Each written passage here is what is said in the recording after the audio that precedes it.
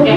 Assalamualaikum warahmatullahi wabarakatuh. Waalaikumsalam warahmatullahi wabarakatuh. Apa kabar semuanya? Alhamdulillah luar biasa. Allahu Akbar. Karena udah siang hari, jangan sampai semangat kita jadi pudar ya. Betul. Ya, sudah kenyang kan tadi? Sudah, Bu. Belum kenyang juga. Oke. Untuk mempersingkat waktu, nama-nama yang gak hadir hari ini bisa disebutin teman-teman. Paras, Bu. Paras, kalian pindah sekolah? Iya, Bu, tapi pindah lembaga lagi, Bu. Jalan. Tahu banget kamu tetap. Dewi masih di jalan. Wanda itu ada Wanda saya lihat. Dewi masih di jalan. Itu Dewi. Dewi masih masuk. Kabarnya baik apa mbak hari ini? Baik. Kita nggak pakai Allah Akbar lagi ya. Kabar baik. Hari ini Udah capek. Baik Ibu. Sabrina duduk ya. Bu, saya mau kamar mandi, Bu. Nah ya izin dong. Izin, Bu. Ya keluar aja nggak apa-apa. Itu aja. Oke teman-teman, ada yang tahu gak sih hari ini kita mau belajar apa? Soalnya dari depan ya. Jadi ada yang tahu gak materi sebelumnya, pertemuan sebelumnya kita udah belajar apa? Ayo. Lupa, Bu. Jangan Fiskal, Bu. Salah. Jangan fiskal. Kemarin libur, Bu. Tapi masih berhubungan sama pajak. Fiskal. Ya betul. Kemarin kita belajar tentang kebijakan moneter dan kebijakan fiskal. Ada yang tahu gak? Masih inget gak kebijakan fiskal sama moneter itu apa sih? Tentang uang. Apa, yo, Bu? Tentang uang, benar, nggak salah. Nah, jadi dijelasin ya kebijakan. Namanya juga kebijakan berarti adalah sebuah aturan, terus juga pemerintah yang merujuk pada pengeluaran fiskal dan pendapatan berupa pajak. Itu kalau misalnya yang kebijakan moneter. Nah, kebijakan fiskal. Kalau misalnya kebijakan moneternya itu adalah kebijakan dari pemerintah melalui bank sentral untuk mengendalikan jumlah uang yang beredar. Ada yang tahu gak hubungan materi sebelumnya kita udah pelajarin yaitu kebijakan moneter sama materi selanjutnya terkait APBN dan APBD? Ada yang tahu? Membicarakan Apa hubungannya? membicarakan tentang pendapatan dan belanja negara. Betul. Masalah lagi yang mau ngasih pendapat? Gak ada. Nah, kita berhubungan juga dengan kebijakan juga terkait anggaran. Next slide ya. Kita pelajari satu-satu dulu untuk materi hari ini. Materinya dibagi dua, ada APBN dan APBD. Kita lihat dulu yang APBN ya. Nah, untuk APBN tujuan hari ini pembelajarannya kita akan tahu apa sih pengertian dari APBN dan APBD, dan juga kita akan tahu apa sih fungsi-fungsi dari APBN dan bagaimana mekanisme APBN sendiri. Nah, untuk sebelum itu kita pelajarin apa sih pengertian fungsi dan mekanisme, yuk kita sama-sama simak terkait pembelajaran APBN. Oke, tahan dulu sampai materi ini ya. Sekarang kita masuk nih. Tadi kan sudah dijelaskan APBN apa? Dibahas nih tadi di video kan terkait pengertian, fungsi dan mekanisme. Ibu pengen satu orang ngejelasin satu terkait pengertian, terkait fungsi dan mekanisme. Ada yang mau jelasin dulu pengertiannya? Pengertian dari APBN? Kalau nggak ada kita tunjuk ya. Ya, Shelly. Pusat fungsinya, Bu. Fungsi, boleh. Yang mau pengertian? Pengertian. Mekanisme? Ija. Yaudah, dari pengertian dulu. Siapa? Ya, Bu. Oke, Tiara. Apa? Pengertian APBN. APBN itu kan anggaran pendapatan belanja negara. Nah, maksud APBN itu adalah rencana keuangan tahunan pemerintah negara Indonesia yang disetujui oleh Dewan Perwakilan Rakyat. Nah, APBN berisi data sistematis dan terperinci yang memuat rencana penerimaan dan pengeluaran negara selama 1 tahun anggaran. Betul. Oke. Di sini sudah dijelaskan ya terkait pengertian. Menurut Undang-Undang Nomor 17 tahun 2003 pasal 1, benar kata Tiara, APBN itu adalah anggaran pendapatan belanja negara yang disetujui oleh DPR. Tuh. Nah, rencana keuangan ini dilakukan per tahun. Jadi periodenya selama 1 tahun. Selama 1 tahun, pintar. Nah, tidak hanya itu, kalau menurut dari Kemendikbud, dari Kementerian Pendidikan dan Kebudayaan, APBN adalah pedoman dari perekonomian negara dan penyusunannya itu ditunjukkan untuk menstabilkan perekonomian negara. Nah, untuk meningkatkan pertumbuhan juga. Kemarin kita udah belajar ya terkait pertumbuhan ekonomi, terus pertumbuhan sama pembangunan ekonomi. Nah, ini kaitannya APBN ini. Jadi kesimpulannya APBN tuh sama kayak kita bikin anggaran. Kalau ada pendapatan pasti ada pengeluaran. Nah, kita dapat pendapatan dari negara. Bagaimana pendapatan ini bisa dialokasikan atau memiliki fungsi-fungsi.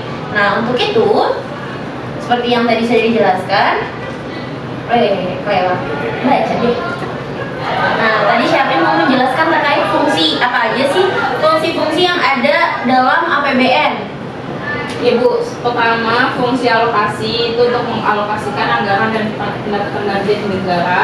Terus yang kedua fungsi distribusi itu mendistribusikan anggaran dari satu daerah ke daerah lain.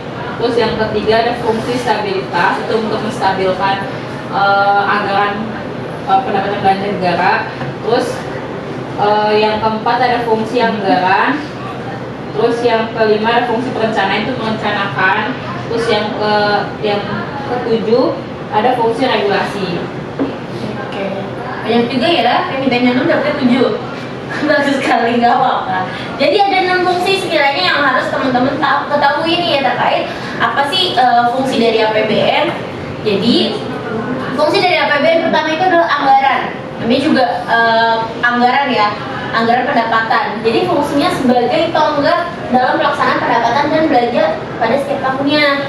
Jadi setiap ada anggaran pasti ada pemasukan keuangan dan itulah fungsi dari APBN. Yang kedua sebagai perencanaan. Ini fungsinya untuk pedoman untuk merencanakan kegiatan pada tahun anggaran. Jadi dalam satu periode tahunan itu apa sih yang akan dilakukan oleh kementerian atau kementerian presiden untuk langkah selanjutnya, apakah membuat infrastruktur atau membangun bangunan-bangunan yang berfungsi nantinya untuk pendidikan, kesehatan dan lain-lainnya. Lalu regulasi, ya siapa sih regulasi kan sebuah aturannya. Jadi ini fungsinya ini untuk mengatur fungsi nanti untuk mendorong kebutuhan ekonomi dan meningkatkan kemakmuran rakyat. Lalu ada alokasi tadi. Alokasi contohnya apa?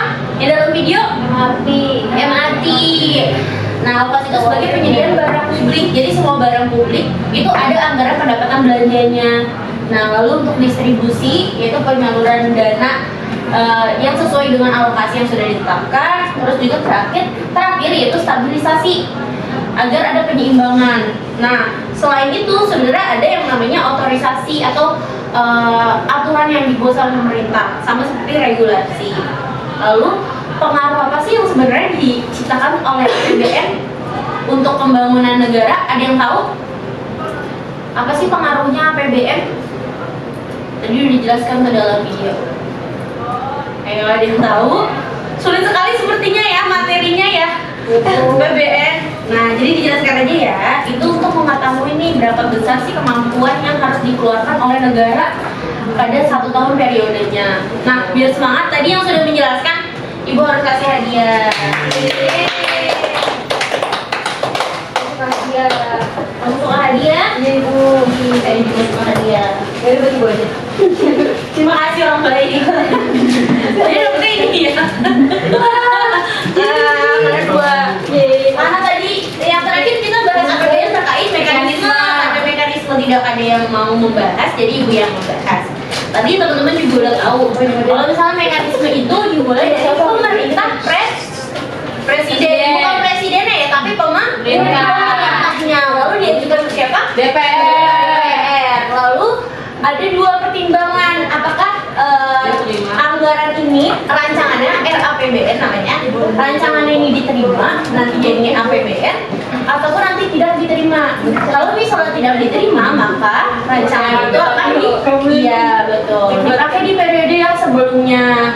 Nah, kalau disetujui, maka ini akan dikembalikan kepada pemerintahan presiden untuk nantinya disetujui oleh DPR. Tapi DPR tadi hanya sebagai penyidang yang lagi Bu jadinya Bu.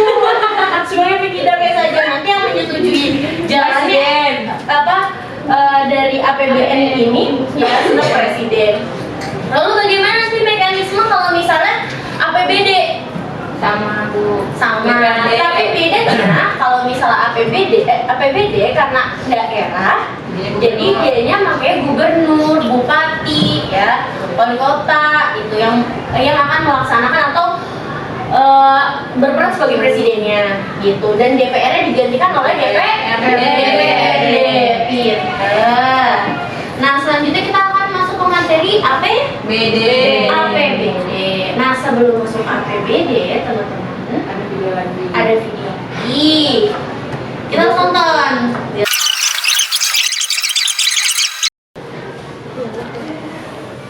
Oke, tadi kita udah bahas terkait APBD. Ada 3 lagi nih yang mau dibahas terkait pengertiannya, terus macam-macam pendapatannya dan jenis pengeluarannya. Nggak perlu lengkap, yang penting teman-teman sekurang-kurangnya tahu.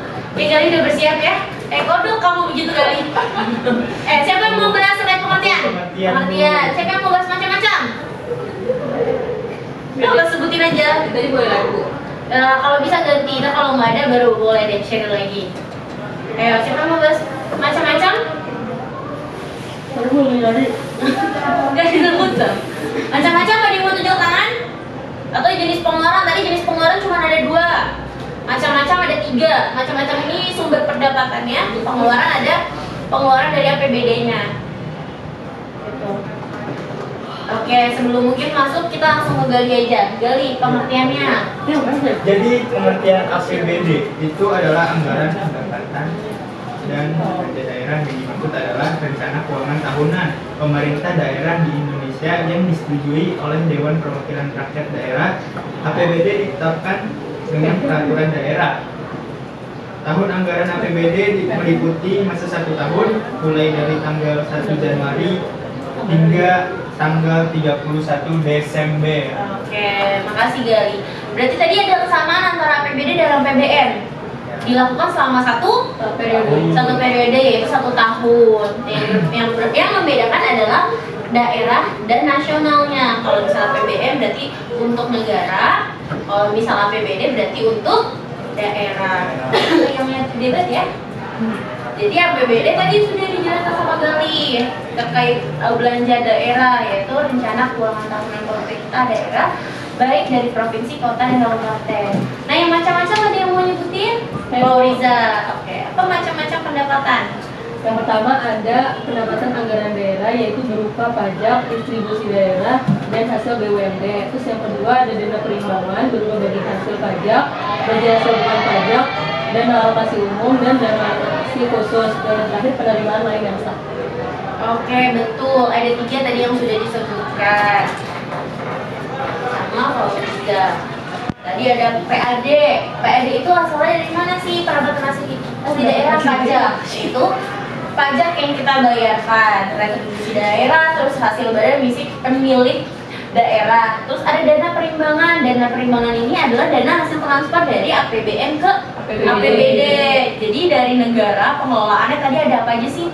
Ada kesehatan, terus sekolah, infrastruktur, nah perikanan itu juga dihasilkan dari APBN ke APBD. Nah terkait dana perimbangan ini, kalau misalnya daerah dapat dari negara, kira-kira siapa sih yang mengawasi keuangan negaranya? Ada yang tahu? BPK.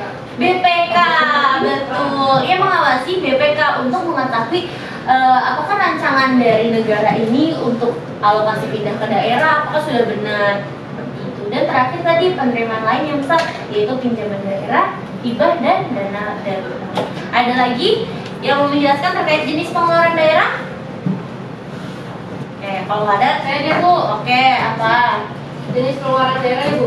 Ya, ada 2 macam tuh. Ya. Benar Bu.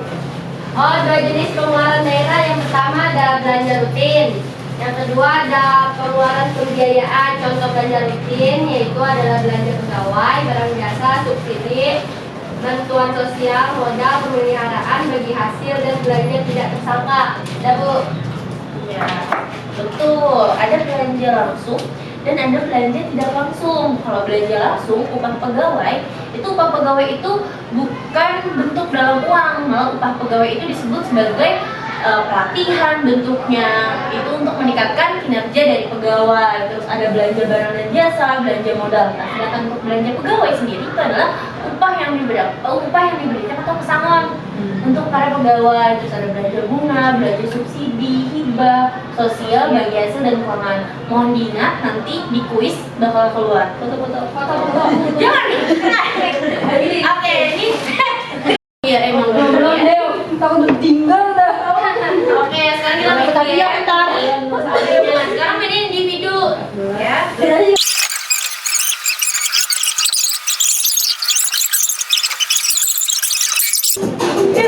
Ya, kalau ini aku pencet lagi salah ya.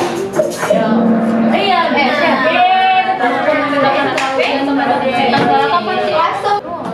di podium siapa juara tiganya?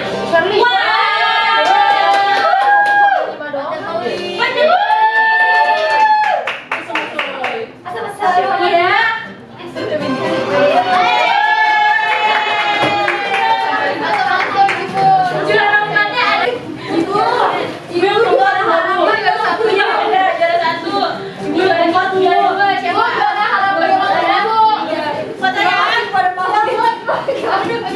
Sangat merasakan.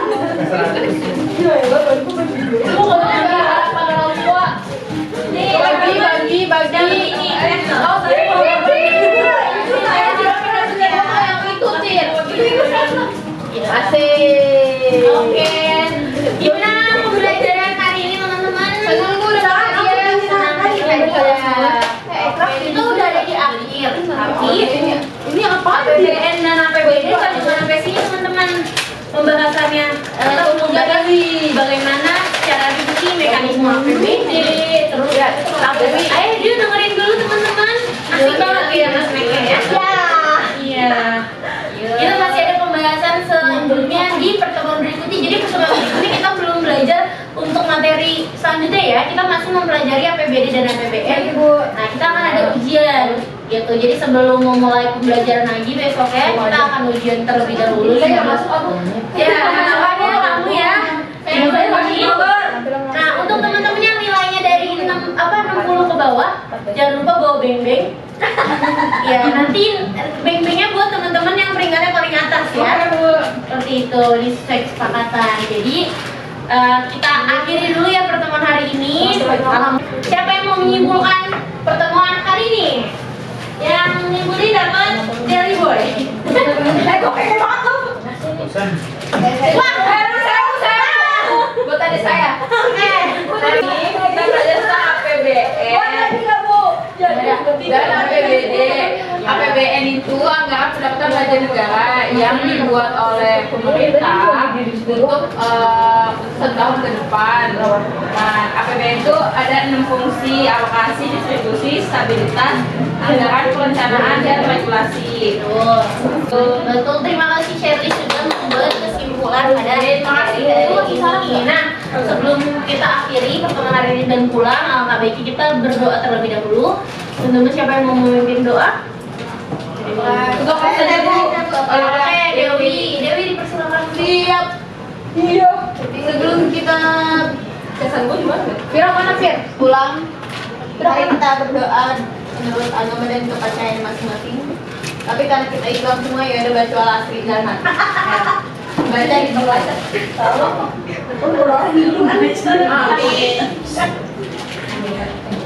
Amin.